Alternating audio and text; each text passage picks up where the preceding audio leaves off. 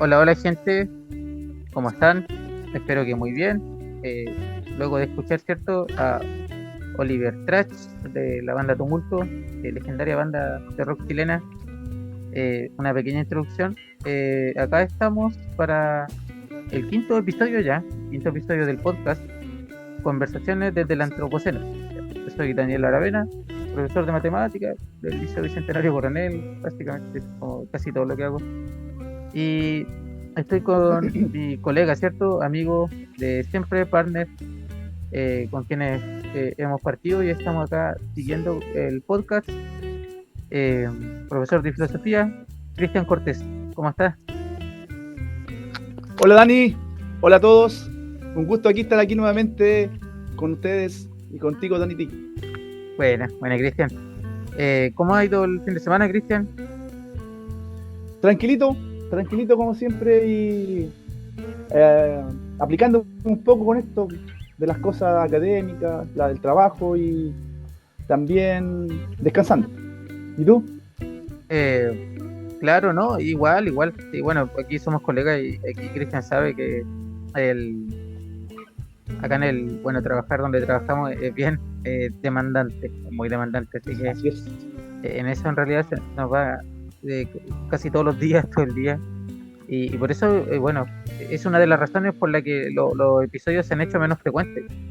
Pero principalmente la razón por la que la semana pasada no hubo un episodio es porque yo estaba sin luz, o muy mala señal de internet, muy mala, la internet móvil que tenía. Y todo esto producto de un río atmosférico que trajo viento y lluvia. Esta vez fue más el viento, así al menos donde nosotros vivimos, ¿cierto? Que es como el Gran Concepción, fue más el viento y creo que la lluvia, o sea, igual llovió harto. Eh, y al parecer la lluvia como que se fue un poquito más al sur porque vi que de lo poco que me pude informar esos días porque estaba como súper desconectado, vi que llovió más en Curanilahue, Arauco. ¿Y cómo la pasaste tú con el temporal, Cristian? No, igual se cortó la luz acá en la casa y al final me fui donde mis papás, ¿no? ¿Por qué hacer acá Ya. sin luz? Estuve con los viejos un ratito ahí, esos días. Fui donde mi hijo también. Menos mal que no se les cortó a ellos, pero supe en el otro liceo estuvo más densa la cosa. Los alumnos ya llevaban incluso algunos una semana casi sin luz, o sea, estuvieron mucho tiempo sin luz. Y no sé si se habrá repuesto ahora, ojalá, porque impresionante la cantidad de tiempo los alumnos sin celular. ¿Cómo la tienen que haber sufrido los cabros sin No, no, celular? ahí todo, o sea, mira, yo que igual me la paso harto en el celular, no sé si tanto como los alumnos, pero yo estuve varios días también sin luz, como, a ver, pues estuve sin luz el día jueves, viernes, sábado y la mayor parte del domingo estuve sin luz, como que me volvió a la tarde. Entonces, 3 días y medio podríamos decir sin luz. Y la verdad es que uno igual sentía cierta, eh, oye, como que se siente como ansioso por la situación. Nos hemos hecho muy dependientes de contar con estos servicios y no tener estos servicios en realidad como que sí te deja como, pucha, ¿qué voy a hacer ahora? Y psicológicamente puede afectar. Yo creo que afecta. Así que me imagino los estudiantes, que igual uno los ve que pasan mucho rato en el celular cuando tienen que estar en otras ocupaciones, ¿no? El celular se lo llevan. Eh, ¿Y qué más se veía allá en Llovilo respecto, Cristian? Sí, no, sí, lo que dije del celular es un poco a modo de broma, obviamente, pues sí, igual Ah, ya, uno se preocupa por las cosas, qué sé yo, los alimentos que se congelan, que eso es claro, una tremenda descongelan. pérdida. No, y se perdió Eh, harto.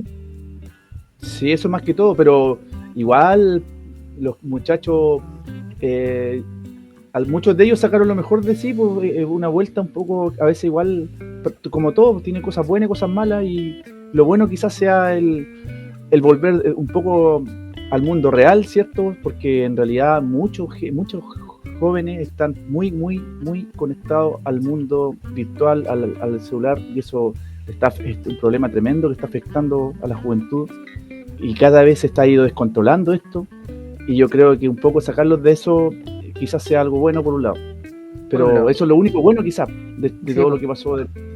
No, oye, pero por otro lado, la comida en realidad sí fue una preocupación. Yo pasé por esa preocupación, pero debo agradecer, bueno, dar gracias a Dios que tengo familiares que sí tenían luz. Entonces, cuando nosotros nos dimos cuenta que a lo mejor íbamos a pasar mucho rato sin luz y ya llevamos un par de días sin luz, antes que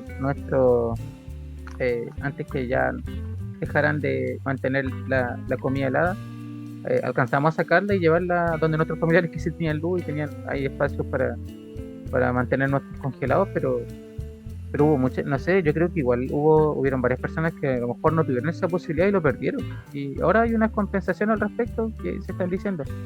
Oye, Ojalá. y sabéis que yo me acordé de lo que tú decías. ¿Te acuerdas que en el capítulo donde hablamos con el profesor Adrián Rivas, de Canadá, vimos una noticia de que se caía el internet y tú dijiste que deberíamos estar preparados para ser más autónomos en ese sentido. Tú dijiste, en cualquier momento se puede caer todo y ¿De deberíamos veras? tener autonomía al respecto. Y yo a Mm. mí, de verdad, pasando esos 3 días sin luz, yo decía, chuta, que tenía razón el profe Cristian, pues en cualquier momento como que uno confía que las compañías nos van a tener servicio todo el rato.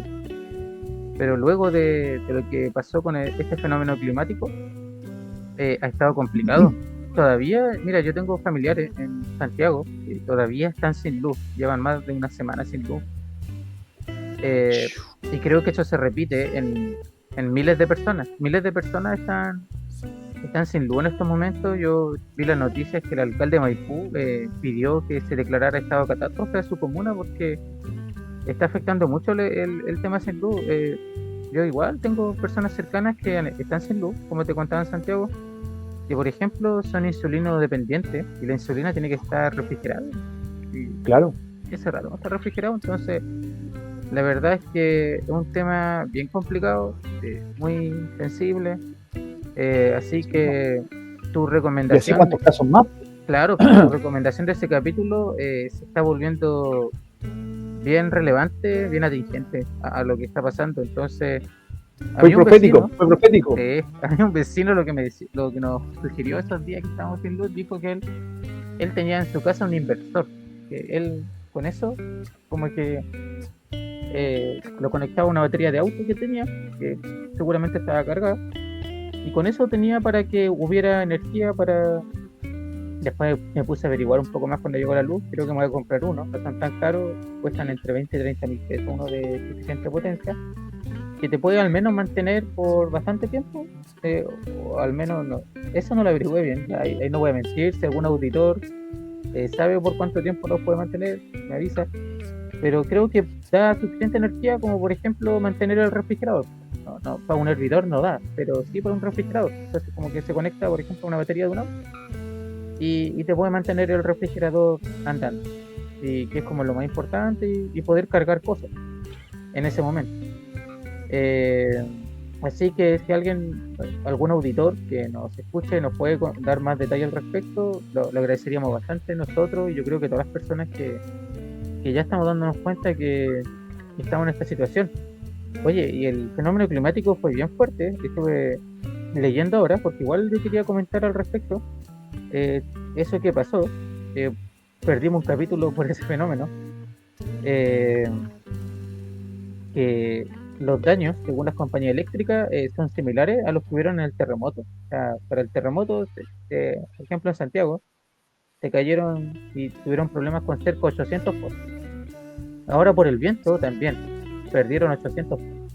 Entonces, a ese nivel de daño dejó el viento en Santiago la semana pasada, ¿cierto? La semana pasada. Así que eso le podemos contar a nuestros auditores, por eso no estuvimos. ¿Tu familia todo bien, colega? Sí, todo bien, gracias. ¿Y por allá? No, aquí como te decía yo, acá los que vivimos acá en Concepción, en el Gran Concepción, todo bien. Concepción, Coronel, que mis familiares de acá, ningún problema, a excepción de que se fue la luz, ¿cierto? Y a los que más se les fue la luz fue a mí. A mí yo fui el que tuve más días en luz, que fueron como 3 días y medio. Pero en Santiago no, Santiago está complicado. Santiago ya llevan más de una semana sin luz eh, muchas personas, y allí sí que está compleja la situación. Esperemos que pronto todo se repare, para que puedan escuchar el podcast, ¿cierto? Para que puedan ahí verlo en la tele, no sé. No, pero bueno, para recuperar todas las cosas. Ahí se prometen indemnizaciones, o sea, por lo menos 43 Ojalá. mil pesos se tienen que dar en los casos más extremos, por lo menos. Ya. Así Mi- que, Cristian, tú nos ibas a contar un tema hoy. Tema, nos quería hablar de un tema en específico. Sí, mira, en realidad siempre son muchos los temas que me gustaría hablar, pero para mí no es fácil hablar de algunas cosas y en realidad aún quizás no esté preparado para decirla, no me siento preparado, pero voy a empezar quizás dando algunas pinceladas eh, del tema, que a Hay que tener mí cuidado, hay que tener cuidado. Igual somos, bueno, nosotros claro, dentro de esta conversación que les transmitimos, que es una conversación entre partners, que solíamos tener, pero este año parece que nos vemos menos, Cristian, en el liceo. Así que sí, ya no conversamos tanto. La estamos teniendo por Zoom, pero igual uno tiene cuidado en que somos profesores, y claro. nuestra opinión igual tenemos que cuidarla. eh, también y también solemos tener cuidado con meternos con el poder el poder explícito que hay en el mundo y implícito. Así que puede que igual algún día no nos soltemos nomás, y empecemos a revelar lo que sabemos de eso. Así es. Igual uno tiene que O, ser valiente en claro, estos tiempos. En estos tiempos también tenemos que ser valientes, tenemos que enfrentarlo y cada uno desde su trinchera y tampoco ampliando el horizonte de lucha en todos los aspectos o desde nuestra vertiente. claro. Así que, bueno, Cristian, cuéntanos qué nos quieres contar hoy día. Mira, hoy día iba a hablar de un tema que al final, como te decía, me retracté, pero tampoco del todo. Porque ¿Ya? de alguna manera este tema que voy a hablar también está vinculado y es como podría ser la antesala a lo que voy a decir más adelante o diciendo si es que sea la oportunidad y que espero que se dé. ¿Cuál es el tema, Cristian? Voy a compartirlo, traje algo preparado, no lo hice muy rápido, o sea, lo hice un poco a la rápida, pero está hecho con amor. Y no son muchas diapos, pero la idea es ir ahí acompañándonos o respaldando un poco con imágenes y la idea es ir conversando, reflexionando y compartiendo. Y tú, como siempre, con tus preguntas tan buenas y Gracias, son, gracias. que Hacemos lo son que se puede. productivas Sí. y enriqueciendo esta reflexión. Así que voy a empezar a compartir. El tema alude ahora a los papás, ¿ya? Porque sabemos que lo que está pasando hoy en día en la sociedad no es solamente una cuestión de nuestros hijos, sino que como todo sistema complejo, ¿cierto? Hay varios factores y también atañe a los hogares. Se entiende que nuestros hogares, ¿cierto? Nosotros estamos todo el día en la pega, llegamos cansados del trabajo, ¿cierto? Y uno prefiere estar, ¿cierto? Llegar a la casa a descansar un poco y si el hijo está tranquilito, ¿cierto? Nos acomoda que nuestro hijo esté tranquilito, ¿cierto? Y una de las formas que el hijo está tranquilo es estar en la pantalla. Pero el problema es que todos sabemos que esto es un problema que se va acumulando como una bola de nieve a largo plazo. Y el problema no solamente es la desconexión que tiene el muchacho respecto del mundo real, sino que va perdiendo también la capacidad de interactuar, ciertos procesos que son importantes en el desarrollo neurológico del niño, como lo es la empatía, ¿cierto? El reconocer la inteligencia emocional, la capacidad de reconocer las emociones en el otro, interactuar, ¿cierto? Lo que es todo lo que el proceso de socialización que es tan importante en la sociedad, ¿cierto? Y la pantalla de alguna manera nos encapsula y hace que se exacerbe el materialismo, entre otras cosas. Pero no solamente en la pantalla, ¿ya? Entonces, cuando hablo de que cuidemos el desarrollo espiritual de nuestro hijo, hablo de muchos aspectos, no solo la parte afectiva, algo muy multifactorial. También tenemos, bueno, de a poco vamos a ir viendo este tema, pero más o menos de eso se trata esto. De ver el desarrollo espiritual de nuestros hijos. Claro, está abocado a nosotros los padres, ¿cierto? Que somos ya mayores, ¿cierto? Y tenemos la responsabilidad de tener un hijo y de criarlo de manera adecuada. Dime. No, pero a los que son jóvenes, que igual gran parte de nuestra audiencia es bien joven, cuando tengan hijos, atentos a los consejos que aquí nos quiere dar el profesor Cristian. A ver, vamos, Cristian, cuéntanos. Es un tema muy triste esto, lo que estamos viviendo, y tenemos que hacer algo. Tenemos que hacer algo desde todas las vertientes, no solamente... Mira, lamentablemente nunca en la historia de la humanidad, ¿cierto? La educación o la formación de nuestros hijos ya ha dejado de ser un poco tanto los hogares como la educación formal. Está pasando a los niños, ya están cada vez más extraviados, ¿cierto? Y están susceptibles a una infinidad de estímulos, ¿cierto? Que no siempre son los más adecuados, que apuntan siempre a lo que es el consumo, el hiperconsumo. Y cuando hablo del consumo me refiero no solamente a los videojuegos, ¿cierto? Al no-por, al Insta, todas esas cosas, sino que en realidad una serie de factores, ¿cierto? Que están vinculados a lo que es esta sociedad de consumo. Dime. No, pero claro, ahora quería ver el punto de... Claro, actualmente estamos en una situación que, como dices tú, muchos estímulos por todas partes los chicos. Y muchos de esos estímulos lo llevan a basar su felicidad en el consumo, ¿cierto? El consumo, claro. El consumo ya sea material o bien de cosas que en realidad pueden ser superficiales. Claro, uno lo ve bastante, o sea, y básicamente uno termina siendo más o menos lo que uno consume, y uno ve que actualmente los chicos no, lo hemos hablado varias veces en el podcast, están en lo que tú dices, ¿cierto? Consumiendo. En nuestro país se está dando mucho lo de el creerse, no sé, más por lo que tengo materialmente, o inclusive por la fuerza bruta que puedo representar. Mientras más armas, mejor. Y ese es un discurso que se está dando harto ahora, actualmente. Y bastante influenciado, o sea, bastante difundido.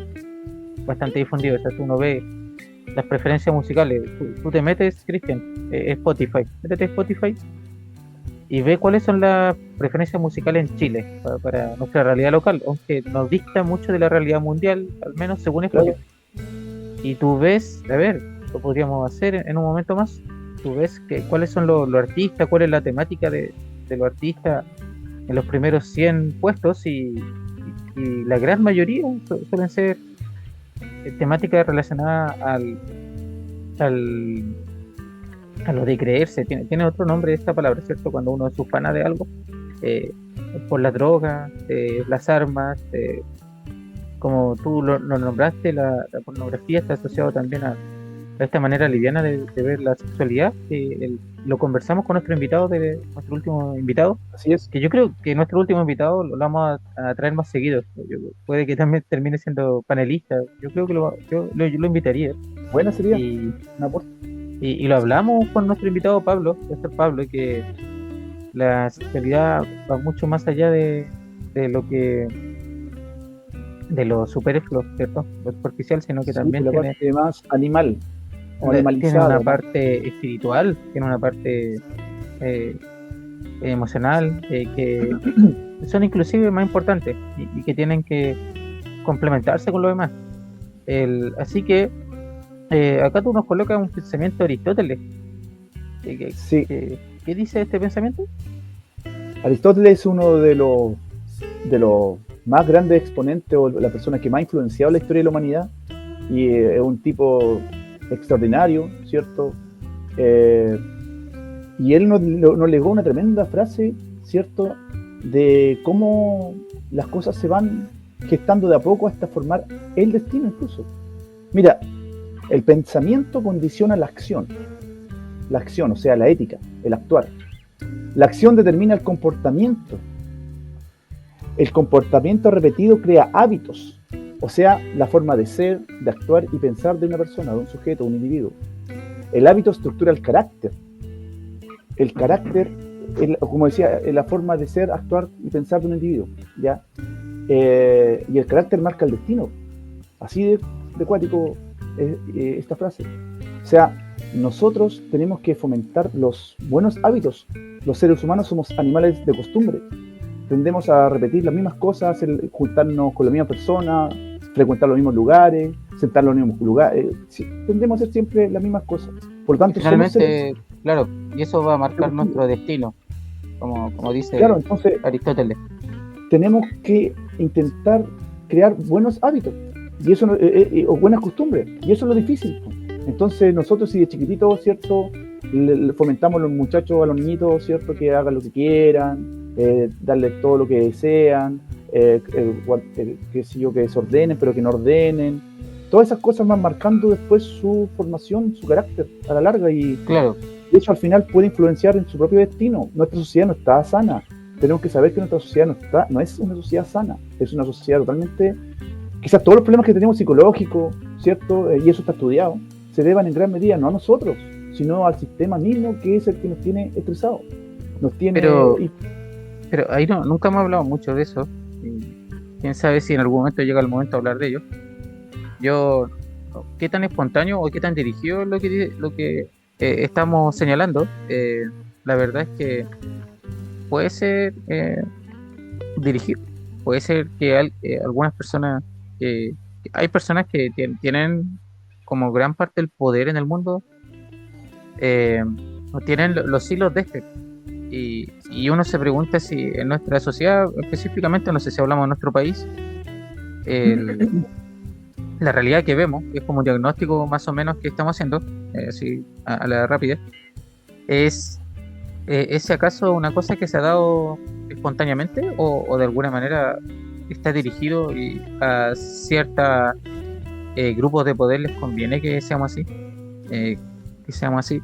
Mira, lo que te decía, el top 50 de Chile en Spotify. Mira, te lo voy a comentar un poco, porque esto nos da una idea de qué consumimos, qué están consumiendo los jóvenes. O sea, yo veo este top 50 y ubiqué solo una canción, que es la 50, pero la primera. A Karol G se llama, ¿cierto?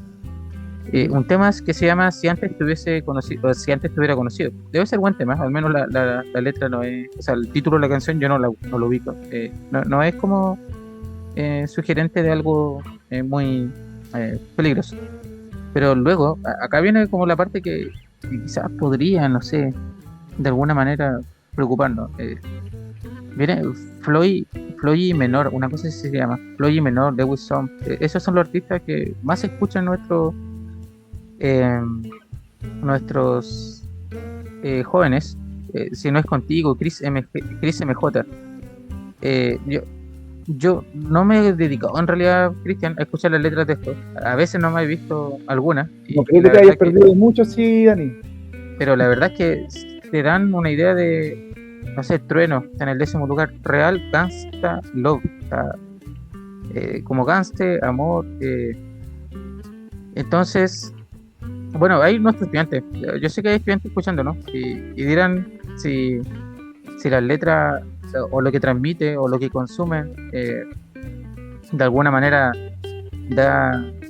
es algo, digamos, entre comillas sano, o en realidad estamos escuchando y divirtiéndonos con algo que así explícitamente no es sano, por decirlo de una manera.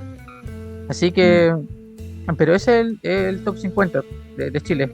Esa es la temática, todo el rato lo mismo, el género urbano, que de alguna manera se suele asociar como a la violencia, al arma, Oye, si Ya, hasta ya todo el eso. nombre, yo creo que está mal puesto el nombre. Oye, ¿por qué le dicen género urbano? No, yo Si lo urbano cuando, claro, la primera vez es que escuché totalmente eso, yo lo también opuesto, po. me llamó la atención que se llamaba urbano y dice, pero ¿por qué Sí, urbano? pues sí, lo O sea, urbano es de las ciudades, totalmente, claro, la pero cortesía, el buen trato, eso es lo urbano, a diferencia de lo sí, salvaje, pues. sí, claro, Entonces está mal puesto el nombre, po. ¿Cómo y hacer en otros, urbano la música? Si esa música es totalmente violenta, lo contrario es ser urbano, es que a es lo mejor eso es urbanidad, que es lo urbano ahora, quizás, y a lo claro. mejor, insisto que a lo mejor estas personas no es que estén creando tendencias, sino que son parte de una maquinaria que de alguna manera se está haciendo para que en esta parte del mundo nosotros nos distraigamos con esas cosas. Puede ser en realidad que es una Mira, perspectiva que varias personas tienen y sí, que, mira, sabes que cada vez suena menos a conspiranoia. Antes era, a 10 años atrás quizás hubiera sido conspiranoico, pero con todo, si uno empieza a hilvanar cosas, ya no te parece nada tan descabellado eso, ¿ah? claro, es que Tiene bastante por así sentido. decirlo, la parte occidental, o puede que quizá alguna de la parte oriental del mundo, pero mayoritariamente la parte occidental estamos en esta, estamos como que esa es la temática. eh, pero de alguna manera, ¿por qué se está dejando que la parte como occidental del mundo vaya en esta dirección y la otra parte del mundo que se está desarrollando a full va en otra dirección? Realmente es como cuestionable. Sí, una batalla cultural, puede ser. Mira, los orientales también tienen una tasa bastante alta de suicidio, sobre todo los jóvenes, pero eso lo conversamos el otro día con unos alumnos, con mis alumnos de ética, pero eso se debe también a que el modelo que prima en Oriente también es el capitalismo. O sea, digamos, a ver, el capitalismo al final tiene dos formas. O sea, lo que importa aquí Claro, es porque tú no puedes prescindir del capitalismo, es humano el capitalismo, es humano, tú no puedes prescindir del comercio, eso es algo que es coextensivo al ser humano, siempre ha sido así, de que el humano es humano, con la división del trabajo, ¿cierto? Con las sociedades aparece el capitalismo, o sea, tú no puedes disociar al capitalismo del humano, ¿ya? Es parte del humano el capitalismo. Pero la discusión es en quién controla ese capitalismo o el capital, por decirlo como decía Marx. Occidente dice que son las élites, unos poquitos, ¿cierto? El 1% controla la riqueza en este planeta, creo que es no, por lo menos en Chile, no en el planeta, 50% casi del Producto Interno Bruto de la riqueza del país lo controla el 1%. Y el otro 99% se reparte en la otra mitad. Es como si en el país si hubiesen 100 personas, ¿cierto? Una persona tiene la mitad de la riqueza y la otra 99 se reparte en la otra mitad. Entonces, esa es como la visión que tiene el sistema capitalista, el neoliberal, ¿cierto? Que es el que prima claro. en Occidente, básicamente. Y en Oriente, también el capitalismo, ultranza, sumamente abusado en el mercado, ¿cierto? Totalmente. Pero hay otra visión ahí, pero que es un poquito más hacia el sentido, digamos, hacia el bien superior de la comunidad, por decirlo así. Pero eso no quita de que también exista, ¿cierto?, la explotación, solamente que la explotación ya no va hacia a una persona o a una élite, ¿cierto?, sino que va en pro de la sociedad, ya, entre comillas, también. Pero también eso es discutible, todo lo que digo yo es discutible al final, pero más o menos esa es una tendencia a grandes rasgos. No sé qué dices tú, Dani. Eh, no, es discutible. Yo no. Tendríamos que ver indicadores y cosas, pero en general, casi siempre los países más equilibrados al respecto son países por lo que he visto, son los países nórdicos, los países Claro. que de alguna manera equilibran entre una economía libre, de libre mercado y el bien de la sociedad, ¿ya? Porque la verdad Sí, pero que, tienes que también considerar de porque al que otro esos lado países ya al otro vienen de lado vuelta, po. claro, pero al otro lado del capitalismo yo veo que está el marxismo también se ve, no sé, al menos desde mi punto de vista, que también hay un pueblo así como despojado de toda su riqueza y hay una élite política controla esa riqueza y vive. Sí, a ver, pero no olvides que eso es mucho más nuevo. Po. En Oriente es mucho más nuevo eso, el capitalismo es mucho más nuevo. ¿Sí? El Occidente lleva mucho antes, empieza desde la primera revolución industrial, y Oriente, cierto, llega tarde, por decirlo así, hasta a la idea del marxismo, cierto, cuando recién aparece Marx, ya, e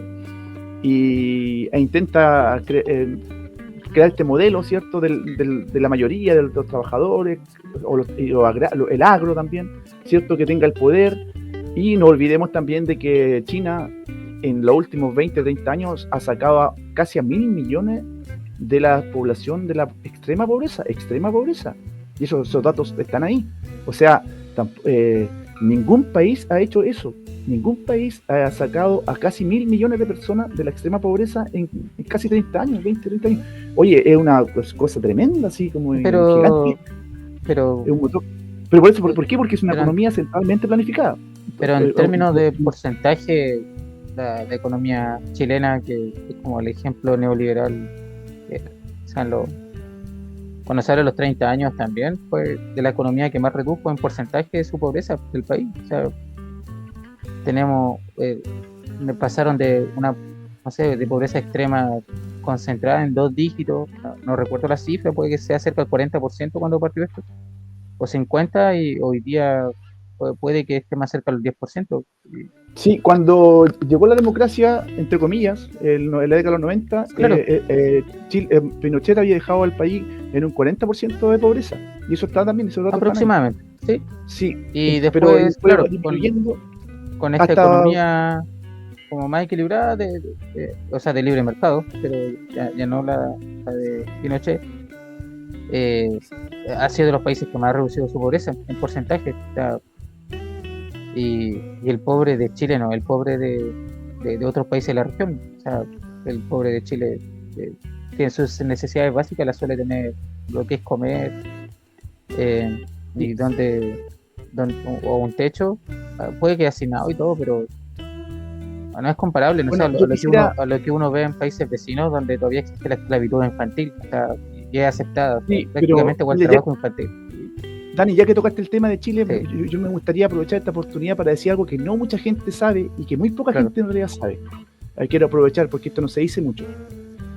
Cuando Salvador Allende era ministro de Salud en la década de los 60, fue ministro de Salud, él conoció a un doctor que de apellido Monkeberg, un tipo muy inteligente, superdotado, extraordinario, un tipo, sí, que fue, creo que fue, sacó el doctorado en Harvard de la unidad de pediatría, ¿cierto?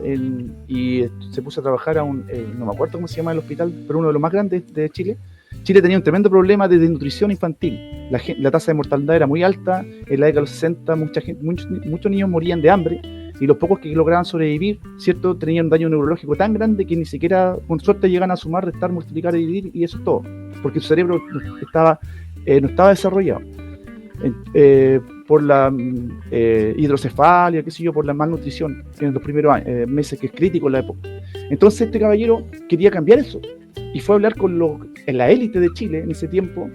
¿Y qué es lo que decía la élite? Que estar educando a estos rotos que se mueren de hambre, un gasto nomás. ¿Para qué vamos a estar gastando plata en esto? Entonces, no se quedó ahí el Monkeberg. Sí, miren lo que hizo. Que tenía tremenda convicción. Fue a Estados Unidos de nuevo, sacó un doctorado en Harvard de economía. Tuvo 4 años, sacó un doctorado en economía, volvió. Y ahí volvió de nuevo de la élite a decirle esto: mira, ahora tengo el doctorado en economía, puedo hablar de tú a tú con ustedes. Yo, aparte, soy médico pediatra. Yo voy a decir de que esto no es un gasto, es una inversión a largo plazo. Si tenemos una visión país, ¿cierto?, como una economía centralmente planificada a varios años, vamos a lograr que quizás en 20 años tengamos un capital humano tremendo que va a dar la posibilidad de crear, ¿cierto?, un país competitivo, que es lo que tenemos. Y esto va a ser en 20 años, más o menos, calculaba.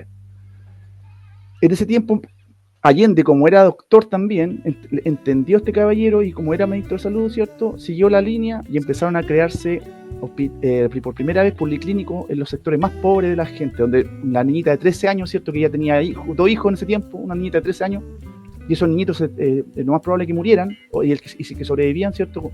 Así, era tan alta la tasa de desnutrición en Chile. Entonces, ¿qué dijo este caballero? Planificó, dijo, venga para acá, yo le voy a dar a usted en 1 litro de leche, que aquí mismo en Chile se hacían, la leche purita se empezó a hacer, vamos a fabricar, le vamos a dar 1 kilo de leche a usted, pero va a tener que venir a buscarla aquí al policlínico.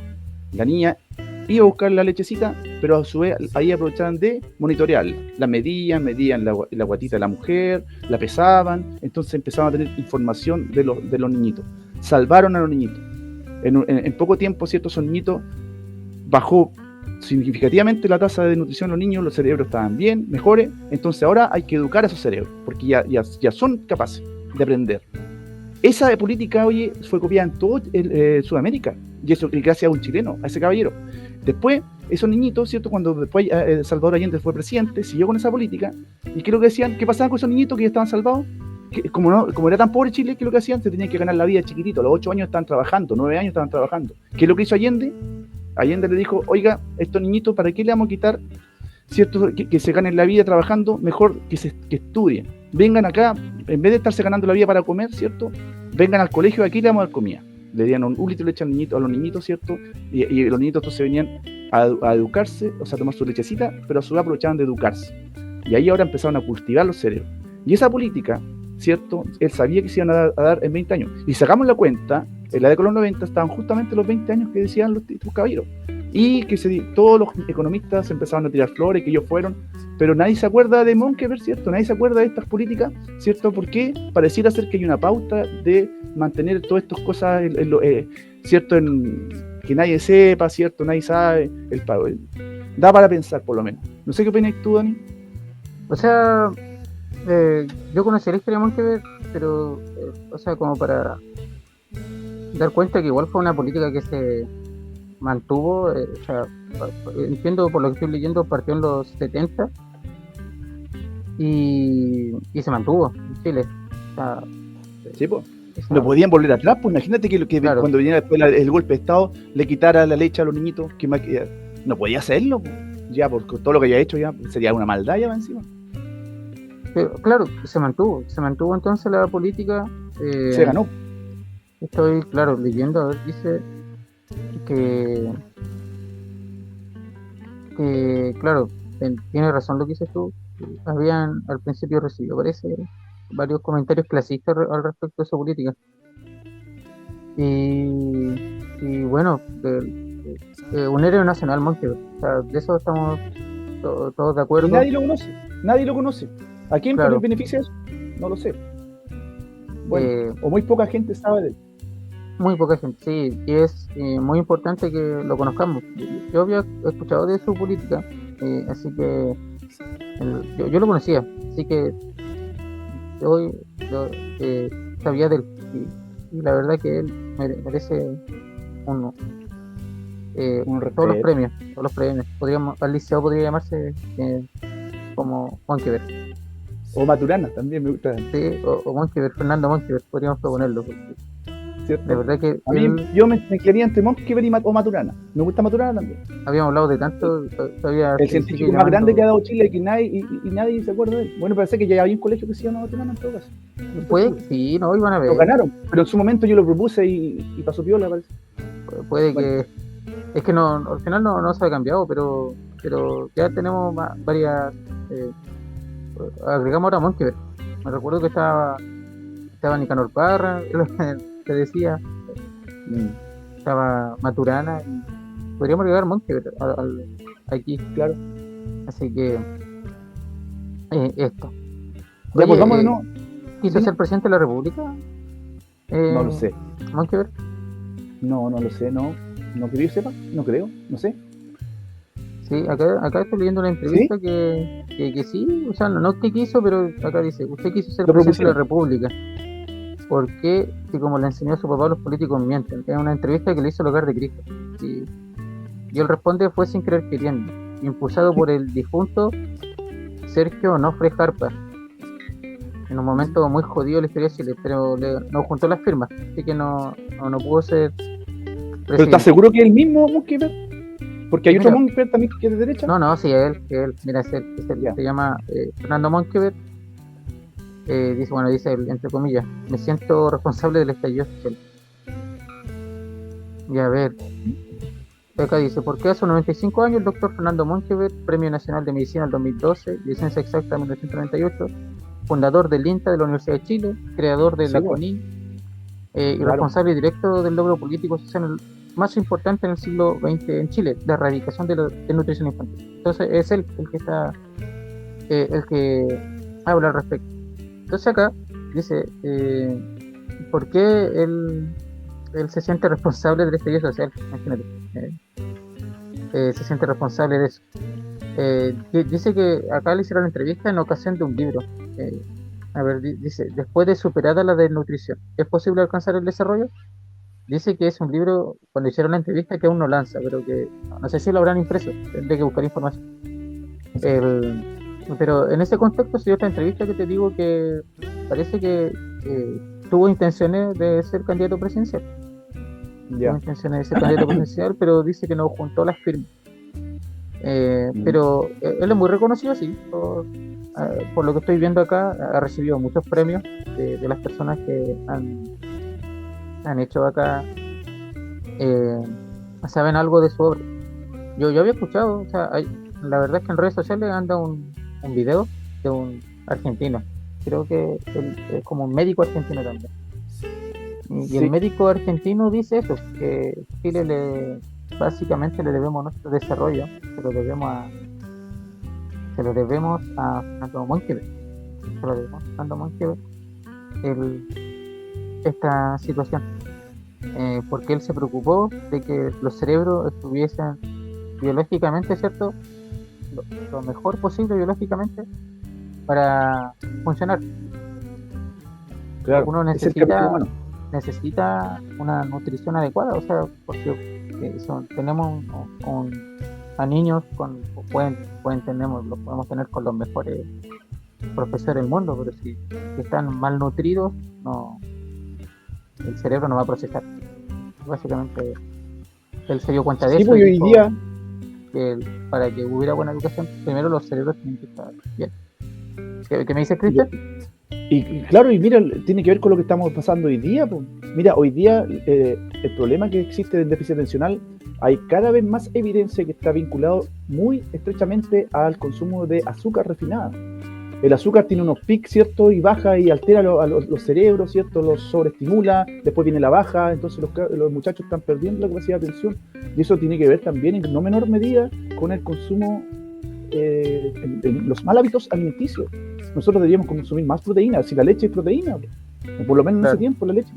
Entonces, eh, qué sé yo, las grasas también, la, eh, los carbohidratos complejos más que los refinados, ¿cierto? Y De eso, mira, de eso yo creo que deberíamos hablar en un capítulo, porque a mí me pasó igual con un familiar cercano, por una situación hormonal. El médico le, le sugirió bajar o simplemente detener su consumo de soya. Entonces, uno se imaginaba ya, no vamos a comer más sushi, no vamos a comer más sushi con soya, listo, solucionado. Pero tú, Cristian, si te pones a leer prácticamente todos los alimentos que hay en el supermercado, en el mercado, te pones a leer de qué están hechos, yo diría que, o sea, el 95% tiene soya o trazas de soya. claro. O sea, ahí uno se da cuenta ¿por qué pasa eso? No sé. En algún momento lo Es que es pregunté en redes barata, po. sociales. Es una Nadie. proteína y un aceite graso, un ácido graso que es relativamente barato, y más encima es transgénico algunos, la mayoría son transgénicos. Y Entonces se le creo, añade, po. creo que Estados Unidos es un productor importante. Puede que me equivoque. Argentina igual, Argentina también. Y Sí, Argentina, casi toda la soya es transgénica. Y no nos olvidemos claro. que también la soya es un gran disruptor hormonal. O sea, Sí, sí. no es para nada De muy, hecho, yo hablé con un muy médico bueno. Tiene después. estrógeno, Hablé con un médico tiene alta en estrógeno. un médico de, hablé con un médico que su hijo, su hija, no sé qué era, me dijo tenía alergia a la soya. O sea, ya ni siquiera era que tenía que tenía que restringirlo de alguna manera, una sugerencia. No, tenía que ya más por obligación restringirlo y ahí está súper complicado, muy complicado porque Claro, casi todo tiene. todo tiene soya. De hecho, por ejemplo, a raíz de esa situación, por ejemplo, yo ya hemos decidido acá en mi hogar que ya no vamos a comer en margarina porque tiene soya, tiene bastante soya. Y No, si la y margarina es tú lo miras peor la que tú puedes margarina, consumir, porque claro, los ácidos grasos trans, tiene un montón de peligrosísimo, cosas procesadas, peligrosísimo. un montón de cosas procesadas. La mantequilla tiene más grasa, pero como no es tan procesada, al parecer, ahí también son muy ignorantes. Creo que deberíamos invitar a una nutricionista al programa para hablar de estas cosas.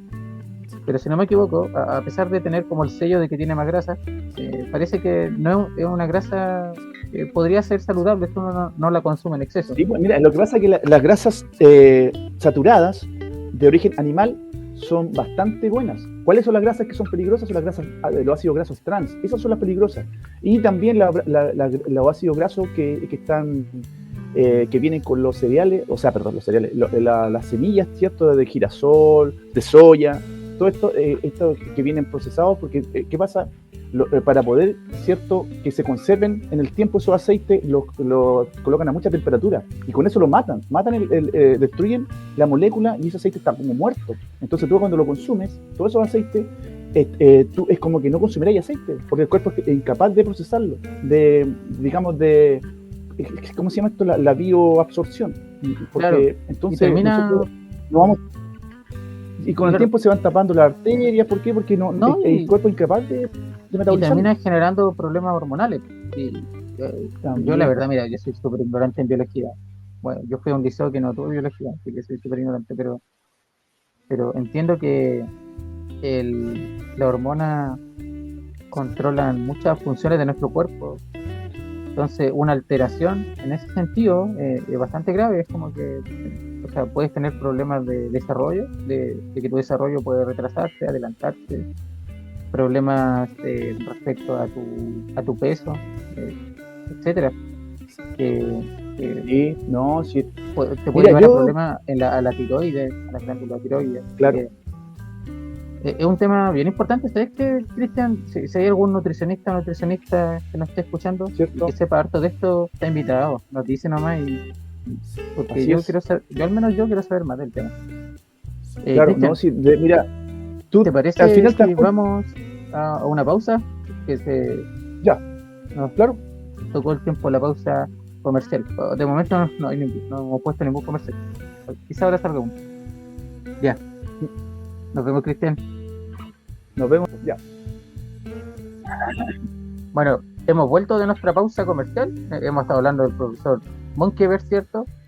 Reconocido en el mundo entero por prácticamente erradicar la desnutrición infantil en Chile. Y nos fuimos en hablar de cómo los alimentos procesados nos terminan afectando, en particular la soya. Eh, y estábamos hablando de, claro, pasamos de lo que uno consume como música, que yo hablaba del ranking de Spotify, pero también estamos hablando de lo que consumimos como comida. O sea, Así es. es bien global cuando hablamos de consumir. Pero claro, Y, es que estamos hablando de los hábitos. Po. Acuérdate lo que decía Aristóteles, el comportamiento repetitivo o repetido crea hábitos. Y cuando hablamos de hábitos, hablamos de todas estas cosas. Si algo son los hábitos malos y los hábitos buenos, tenemos que tratar de primero identificar los hábitos que son malos o nocivos, a largo plazo, a corto plazo, ¿cierto? Y una de esas cosas es lo que estamos conversando recién. Po.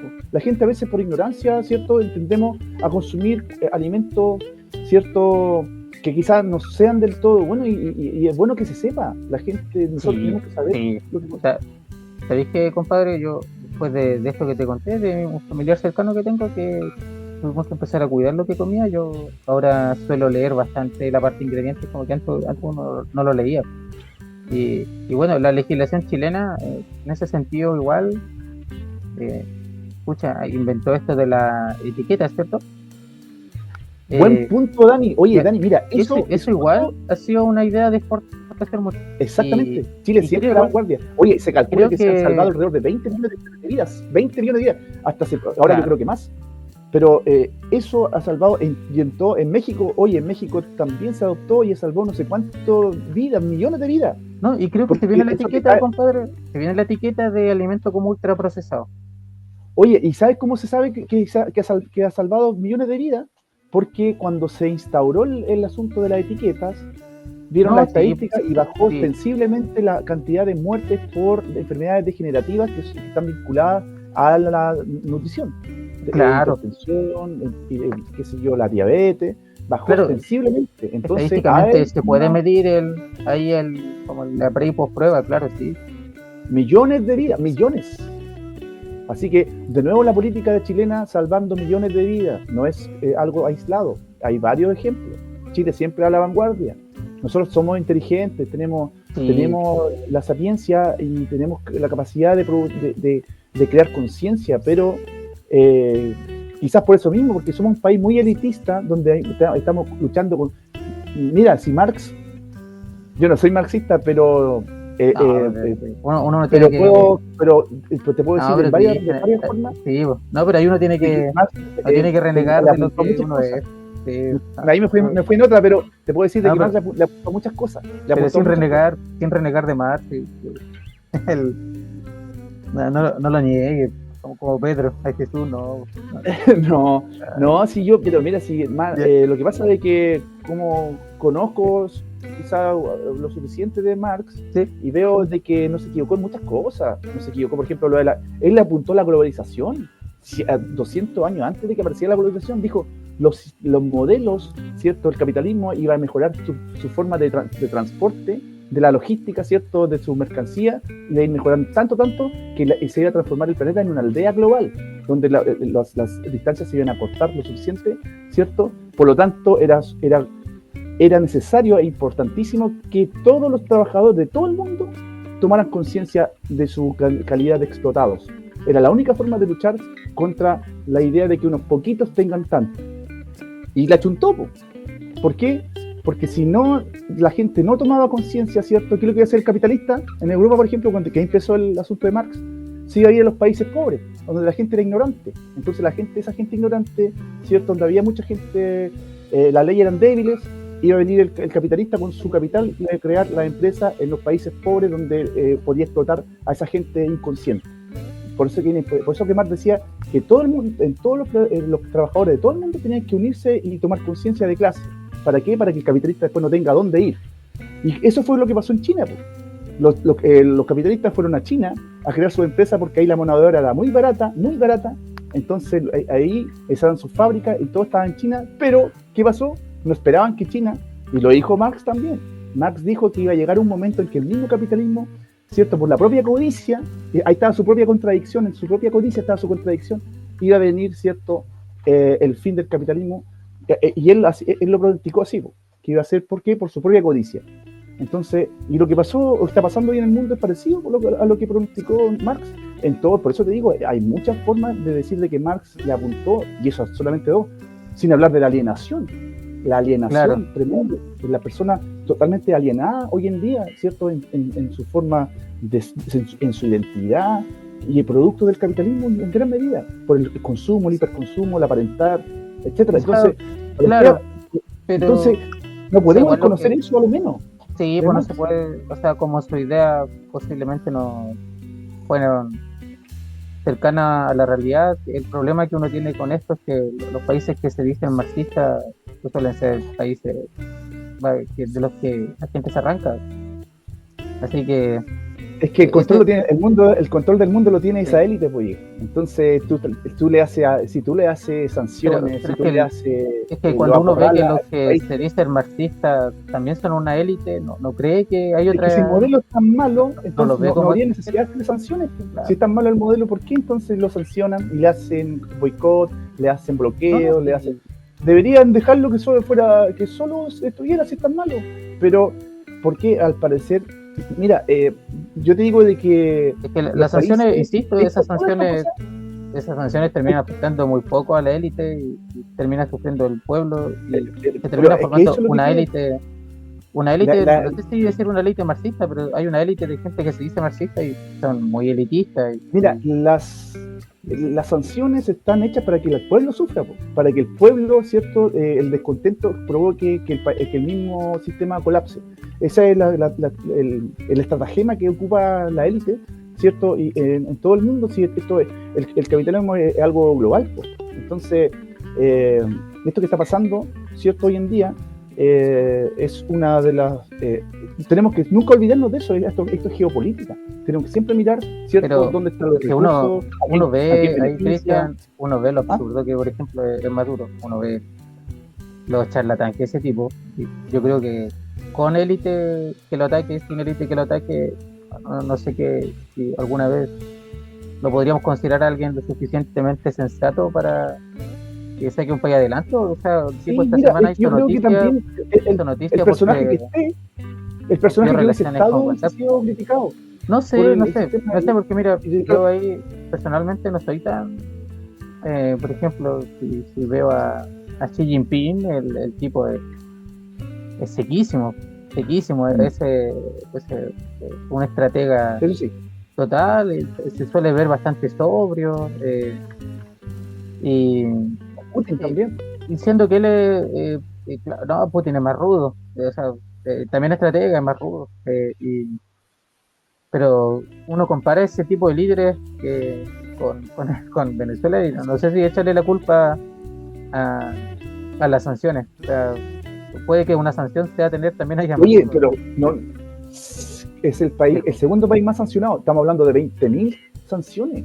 O sea, 20.000 sanciones y a su vez, sin contar con el ahogamiento que existe, ¿cierto? Bueno, ¿para qué vamos a ahondar en eso si no estamos desviando mucho del tema? Pero no, pero es que igual es un tema que nos afecta ahí, Cristian. O sea, uno tiene, por así decirlo, afectado tanto. Solamente te puedo decir de que nunca nos olvidemos de que esto es geopolítica y hay un tremendo botín en Venezuela y hay formas de generar contento y todo esto de esa política que son siempre ocultas o agendas que son ocultas que nosotros se nos niegan. Nosotros vemos solamente lo que hacen los miedos de desinformación, ¿cierto? Que es la cara visible de estas élites también, que están todos. Nosotros estamos siendo atacados por todos los frentes, en los medios de comunicación, la salud, la economía, la política, el consumo. Al final tú te das cuenta que son súper pocas las empresas que son a cargo de todo. Sí. Las Rock, ¿cierto? Están a cargo de todo. Puede que algún día lleguemos a esto, claro, puede que algún día lleguemos a eso. Pero sin embargo, o sea, yo hablando en particular de Maduro, el tipo también es censura, hace tiempo que censura, que persigue opositores, que la gente no se le arranca y ojo que, como digo, no afecta tanto, que uno ya no puede negar cuando ya tiene vecinos, compañeros de trabajo, alumnos que vienen sufriendo del gobierno de Venezuela. Sí. Entonces, o de las consecuencias de un bloqueo y de política. No lo sé. Ahí también, o sea, es que tampoco son excelentes ambas cosas, si no podemos desmerecer, o sea, tratemos de ser objetivos y tratemos de ver ambas cosas. Sí, por un lado, claro, no descartamos de que haya una incompetencia de parte de Maduro, ¿cierto? Pero tampoco tenemos que desconocer de las sanciones como si hubiesen aparecido de la nada. Hay que ver por qué vienen las sanciones primero y después qué rol juegan. No, pero sí, mira, no puede ser el gobierno de allá. Mira, un país no puede estar sancionando. ¿Por qué? ¿Por qué tiene que ser un país, cierto, que viene a sancionar y decir cuáles son las reglas del juego que ellos mismos imponen y que ellos mismos sancionan? Son sus jueces y parte. Eso no puede ser. Eso es un matonaje. Yo te digo que tenemos que velar por un bien superior, bien común, global, ¿cierto? Sí. No una élite, ¿cierto? Que te diga lo que está bien y lo que está mal. Eso me parece con intervencionismo, ¿cierto? Y que diga que no, yo no comercio contigo, pero tampoco ninguno de los que comercia conmigo puede comerciar contigo. Entonces, eso es totalmente matonaje, bribones nomás. Yo creo que lo que el mundo necesita es un sistema multipolar, ¿cierto? Más democrático pero las sanciones no salieron de la nada, o sea, si los gobiernos en su momento interfirieron es porque sus intereses se vieron tocados y ahí los intereses de hecho. Pero no, mira, sí, pero intereses, inversiones se vieron tocados y tampoco uno puede a la élite pero afecta. Ahí tampoco uno puede esperar que si se le vaya a tocar, no sé, le vaya tocar la oreja a un perro rabioso que no te vaya a hacer nada. Eso igual puede ser una responsabilidad bastante grande, una responsabilidad como bastante grande de también de los líderes que en este momento deciden eso, sabiendo que lo que le podría venir a su población. Es como lo que yo también veo más o menos parecido un poquito a lo de Ucrania, que según la versión rusa, hace rato Ucrania le venía tocando la oreja a Putin y en su momento según la versión rusa, tuvo que responder. Así que, no sé, yo no creo tanto en un mundo de bueno y malo, pero aquí es bastante como el sentido común de que tenemos un tipo que esta semana en hizo el mundo noticias. no hay bueno ni malo, como tú dices, hay intereses. Sí, y los intereses siempre son lo que. Imagínate, esta semana el tipo hizo noticias porque cortó relaciones con WhatsApp. O sea, hizo ahí todo un show. Ya rompo relaciones diplomáticas con WhatsApp.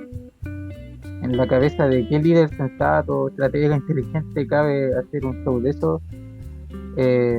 Yo creo que alguien con poco sentido y así Sí, que pero eso igual fue una noticia de la semana. Yo creo que nunca olvidemos que Venezuela es el país con mayor cantidad de petróleo. Nunca olvidemos eso. Sí. Y para los países, eso nunca lo debemos dejar de lado. Y las riquezas que tiene Venezuela, siempre hay que partir de eso. Antes de emitir juicios y todo, nunca tenemos que dejar de tener presente de que es un país muy, muy rico en recursos naturales y es un tremendo botín para ciertas élites, ¿cierto?, que se disputan esto. Entonces, como te digo, en el mundo no hay bueno ni malo, como tú dices, sino que hay intereses. Y estos intereses en este momento están ¿a quién benefician? ¿A una élite? ¿O bien tratemos de crear un mundo más justo en el cual los países más pequeños pueden también tener una libre competencia y no ser amordazados, ¿cierto?, amenazados, sancionados, en pro de que todo tiene que ser a los intereses que ellos imponen? Yo creo que el país, un mundo más justo, un mundo donde todos quepen, los pequeños y los grandes, en igualdad de condiciones, y eso se puede crear si nosotros podemos llegar a eso. Nosotros, ¿y cómo lo podemos hacer? Con conciencia. Yo crecí en democracia. Yo creo que si hablamos como en ese tono, lo primero que hay que como respetar es la democracia. Y cuando ya estamos en condiciones de que la democracia se ve como alterada, ya no sé si eso apunta como a algo justo. Sí, es que igual eso también es discutible, porque si hablamos de democracia en un país donde los medios de comunicación, el 90% de los medios de comunicación están controlados por dos grandes consorcios que son Copesa y el Mercurio, y donde la opinión pública no tiene más visión que esas dos ciertos grandes, que son los mismos al final la élite. Entonces, imagínate que yo, por ejemplo, escucho, necesito informarme a veces y siempre pongo la radio Bio Bio.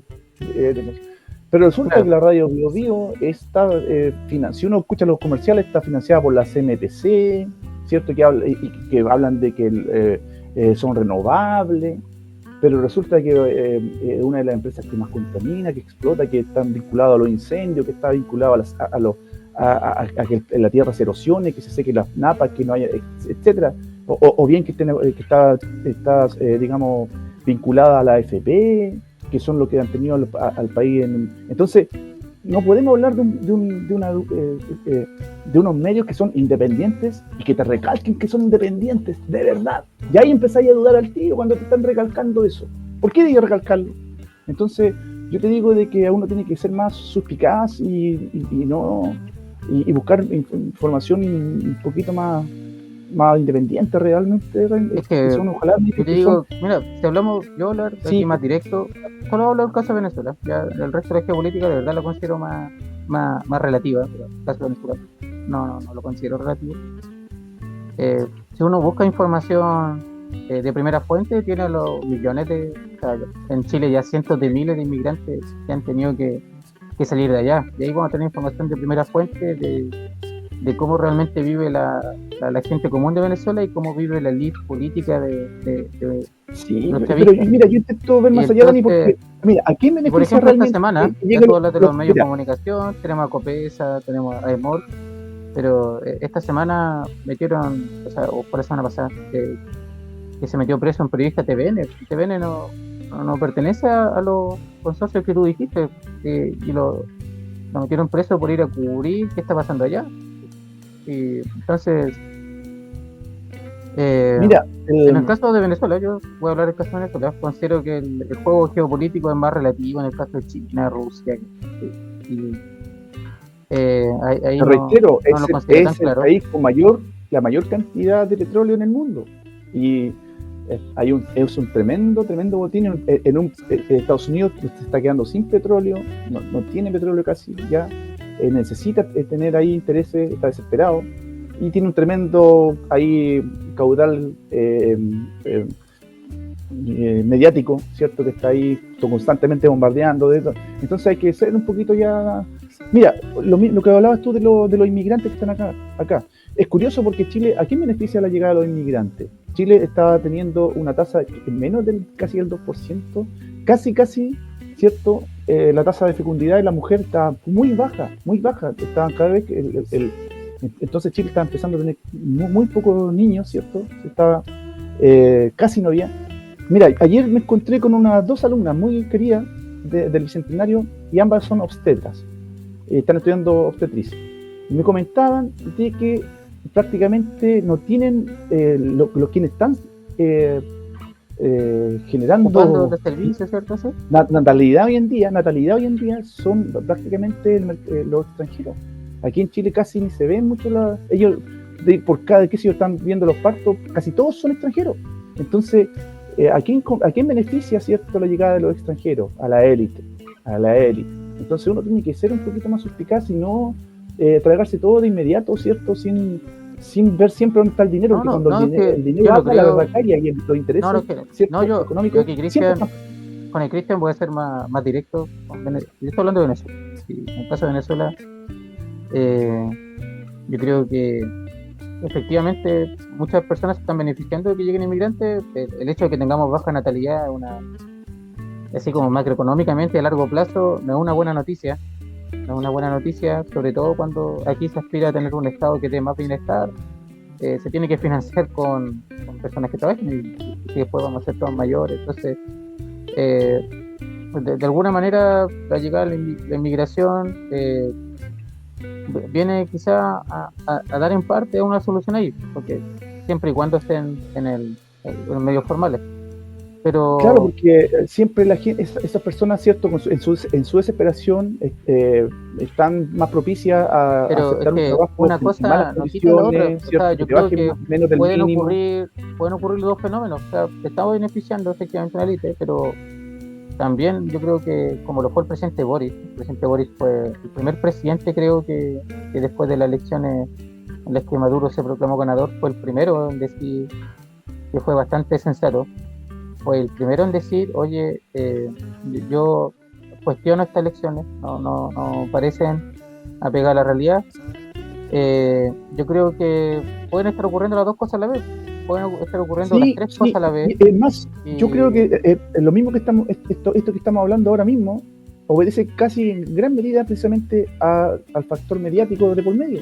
Porque si hubiese sido cualquier país, ¿cierto? Haití, a nadie le importa Haití, pues si ya lo sacaron todo.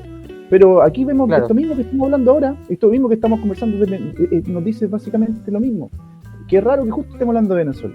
¿Por qué no estamos hablando de Haití, que está embarrada y tanta gente? Pero no, ahí está el mediático, ahí está el factor mediático. Es que también nos afecta, porque Cristian, no es como... Oye, tenemos harto haitiano igual acá. Tenemos muchos haitianos. Sí, no, pero hay mucho más venezolanos que haitianos, mucho más venezolanos. Es como un ejemplo.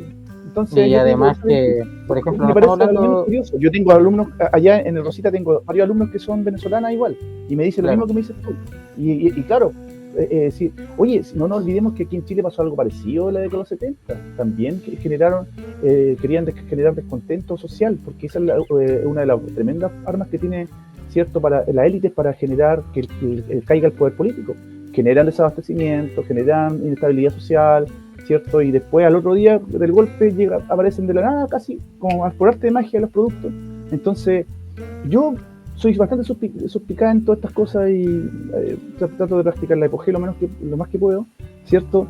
Y me evoco mejor aquí hay una cosa, una agenda, ¿cierto?, global, que trata de mantenerse en el poder y su beneficio, y todo lo reduce al aspecto económico ante todo, y quieren todo para ellos, y no le importamos, no le importa Venezuela, no le importa el pueblo por lo menos, porque ya está demostrado, si las sanciones están hechas para el pueblo, o sea, todas esas cosas, entonces, por eso te digo yo, soy escéptico, pero yo creo de que quizás nos estamos yendo por otro lado, Dani. Sí, no, pero esa es la idea del podcast, que sea una conversación, que más o menos hablemos de la actualidad y básicamente no hay problema, no hay problema. Pero está relacionado, sí, por lo que estábamos de Aristóteles, ¿cierto? El destino. Nosotros, claro. Nosotros lo que importa, es cierto, en nosotros es nuestro destino, la satisfacción, que nosotros nos podamos desarrollar al máximo en todo nuestro potencial espiritual. Y yo creo que, mira, aquí se me viene siempre a la mente la pirámide de Maslow. No sé si no la tengo acá, pero para los que no la conocen, ¿cierto? Que habla de las necesidades, ¿cierto? Primarias, secundarias. Claro. Exacto, y llegamos hasta el autodesarrollo. En el ápice está el autodesarrlo. En la base está la necesidad biológica. Y eventualmente hay que pasar por las primeras antes de lograr la otra. Claro, siempre necesitamos lo más básico, que son ¿cierto? Lo biológico. Dormir, vestirnos, tener cierto comidita. ¿Sí? Una vez que tenemos eso satisfecho, pasamos al segundo nivel de la pirámide, al segundo escalón, que sería la necesidad de seguridad y cobijo. O sea, yo una vez que ya tengo la guatita llena, ¿cierto? Ahora voy a necesitar estabilidad. Necesito que esto se mantenga en el tiempo. Que si yo un trabajo estable, ¿cierto? Una casita donde dormir, ¿cierto? Donde poder... Todo que me dé seguridad y estabilidad. Después, una vez que tenga eso, voy a acceder, ¿cierto? A otro escalafón más arriba, ¿cierto? Que es la necesidad de amor y pertenencia. Sentirme parte de un grupo, sentirme parte de tener una familia, ¿cierto? Construir un círculo. Una vez que tengo eso listo, ¿cierto? Ahora yo voy a querer sentirme reconocimiento, lo que tiene que ver con la autoestima, ¿cierto? Y una vez que ya tenga ese nivel satisfecho, ¿cierto? La necesidad del reconocimiento, ya tanto de los pares, ¿cierto? Autoestima ya también, viene lo que es la única necesidad que es distinta a las demás, porque todas esas necesidades, según Maslow, serían necesidades que él llama o sea, de déficit. O sea, solamente existen la medida que me hacen falta. Cuando yo las tengo ya se me desaparece. Si es cierto, tengo hambre, como y después ya se acabó el hambre. No existe el hambre para mí, hasta que no tengamos. Entonces, todas esas necesidades son de déficit. A excepción de la última, la que está en el ápice, ¿cierto? Que se llama él le llama la necesidad de autodesarrollo, que esa es, entre comillas, infinita, porque cada vez yo quiero más, quiero un trabajo, ¿cierto? Después quiero otro más, quiero mantenerme, quiero progresar, ¿cierto? Y seguir desarrollándome al máximo. Claro. Pero ¿qué pasa? Los sistemas en el cual nosotros estamos viviendo, ¿cierto? Se encargan, al parecer, según la evidencia que yo puedo demostrar, tenemos aquí en todas partes, ¿cierto? Pareciera ser que el sistema político, los sistemas se encargan de que nosotros no alcancemos los niveles más allá de los 2 escalafones, o máximo 3, que no superemos, que no lleguemos manteniendo. ¿Y cómo nos mantienen ahí, abajito en los niveles de satisfacción? Que estemos siempre amenazados, si estamos siempre la amenaza, la comidita, que esté siempre amenazada la seguridad. Entonces así nosotros nos mantienen en niveles bajos de satisfacción. Y la mejor forma de mantenernos ahí es siempre tener la inestabilidad, la carencia, ¿cierto? La amenaza, los medios que están embarrados. Entonces muy poca gente logra el autodesarrollo y trabajamos, ¿cierto? Aceptamos que nos exploten, aceptamos, ¿cierto? Un trabajo más o menos satisfactorio, por decirlo menos, ¿cierto? ¿Por qué? Porque tenemos una amenaza constante. Y eso yo creo que debe cambiar, porque yo creo que eso mismo afecta al destino de las personas, ¿cierto? Genera estrés, genera frustración, y por eso te decía antes de que quizás los problemas no son necesariamente debido a nuestro propio malestar psicológico, ¿cierto? Enfermedad, sino que también se debe al estrés realmente que es real, que es externo. Nosotros estamos en un trabajo que estamos explotados, que nos sentimos amenazados, entonces tenemos que ver también eso como un todo. ¿Qué sociedad estamos creando? ¿Creamos una sociedad elitista, una sociedad competitiva, una sociedad individualista? ¿O queremos crear una sociedad en la cual nosotros sintámonos parte de algo, ¿cierto? Que nos ayudemos, la cooperación? Claro. Y ese es el mundo que a mí me gustaría soñar. Y ese es el mundo que yo veo y para mí siempre va a ser una amenaza cuando esté en la élite del poder. Si hay una élite, hay una élite, todo el mundo, que son muy pocos, ¿cierto? Eso nunca va a ocurrir, nunca nos vamos a desarrollar. ¿Por qué? Porque siempre nos van a cortar la cola. Siempre cuando vamos logrando desarrollarnos, ¡chum!, algo pasa. Estamos en Chile creando desarrollo, ¡chum!, llegan los inmigrantes. Sí, oye, no estoy diciendo, bacán que vengan ellos, aprovechen su oportunidad, están produciendo el país, genial. Pero tratemos de que el país de allá también se desarrolle. ¿Por qué tienen que venir para acá si ellos son mentes, normalmente eso está demostrado también? Los que migran son normalmente las personas que tienen mayores, generalmente habilidades, son jóvenes, tienen cierta ambición, son tipos que son buenos estudiantes en general, ¿cierto? Entonces, esas mentes están, en vez de fugarse de ese país, ¿por qué no vuelven? Entonces, ¿a quién beneficia? ¿A quién beneficia? Sigamos la platita, sigamos para dónde va la platita, si esa es la cosa. Entonces, tenemos que pensar como un sistema global, ¿cierto? Más equitativo, más solidario, más cooperativo, y ese es un modelo que necesariamente no va en contra de estos intereses de estas élites mundiales. Y por eso necesitamos un país, un sistema multipolar como China, Rusia, donde haya varios puntos ciertos de poder fuertes que contrapesen un poco a estas élites, ¿cierto? Y por eso me encanta que esté el BRICS, me encanta, y ojalá Chile haya sido el BRICS, pero no importa, pero un buen contrapeso global al mundo. No, bueno. Sí, no sé. Yo ahí lo cuestiono harto, o sea, como alguien que ha nacido, crecido en democracia, que podrá tener sus defectos, pero parece ser una democracia bastante más sólida que otra, no sé, o sea, entiendo que igual es necesario que se acabe la hegemonía, o que de alguna manera se vea limitada la hegemonía de Estados Unidos, principalmente, pero, oye, Rusia, Putin es el tipo es bastante tirano. Ya estamos hablando de un país donde hay religiones que ya están prohibidas porque por los intereses en los que podrían amenazarle a Rusia. En China... Sí, prohíben a los musulmanes porque vieron cómo generan... Prohíbe no sé si prohíbe musulmanes. Y los testigos de Jehová también, sí. Sí, mormones también están prohibidos. Los Jehová también, evangélicos, parece que puede que algunas religiones estén prohibidas ya. La verdad es que, o sea, cuando ya entramos un tipo que estamos hablando de un tipo que pasa a llevar algo que acá en Chile tenemos, que es la libertad de culto, ya hay algo, no sé si hay algo mejor que nosotros, y aliarnos con algo así, no lo sé. A mí me hace cuestionar. Parece ser un retroceso, o es un retroceso como la libertad de las personas. Así que, como pensar en Rusia, igual es discutible su política, que nos parezcamos a ellos, no sé, es bien. Para empezar, más o menos como la democracia exige, una democracia real exige ciudadanos cultos, cultivados, con pensamiento crítico, y eso es lo que no se da. Acá en Chile, oye, es que eso no se da. El 70% de la población es analfabeta funcional. El 70% de la población, oye, imagínate el nivel altísimo. El 70% de la población es analfabeta funcional. De nuevo, esto para mí me parece sospechoso. ¿Por qué hacen eso? ¿Por qué es tan alto? Antes era un 40, igual era alto. Hace como 15 años atrás era un 40, ahora está en el 70.